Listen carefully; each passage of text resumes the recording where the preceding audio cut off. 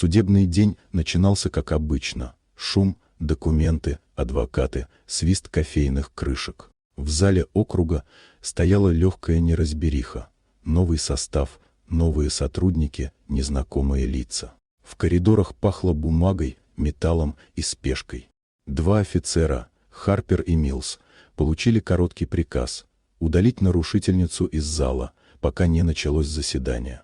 Никто не уточнил деталей. В указанный кабинет уже вполголоса ругались два юриста. А рядом, у двери, стояла женщина в строгом темно-синем костюме. Афроамериканка, среднего роста, с коротко остриженными волосами, она спокойно держала в руках кожаную папку. «Мэм, пройдемте», — сухо сказал Харпер. «Здесь заседание, вам нельзя находиться». «Простите?» — удивленно подняла бровь женщина. «Думаю, вы ошиблись».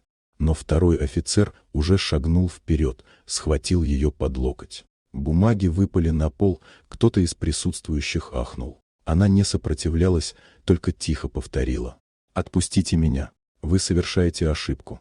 Ее повели через зал под взгляды десятков людей. Камеры щелкали, кто-то снимал на телефон, а кто-то шептал: «Что происходит?». Женщина молчала, держа голову прямо, как будто даже в этот момент сохраняла достоинство, которое никто вокруг не замечал.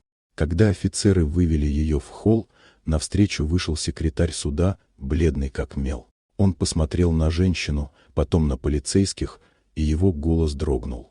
Что вы делаете? Это судья Карен Блейк».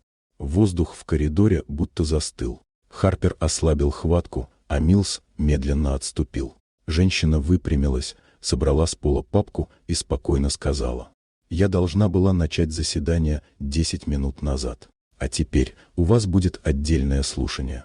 Она развернулась и пошла обратно в зал, не оглядываясь. Ее шаги отдавались по коридору так же четко, как стук молотка по трибуне. Позже, уже в прессе, это назовут инцидентом, связанным с недопониманием.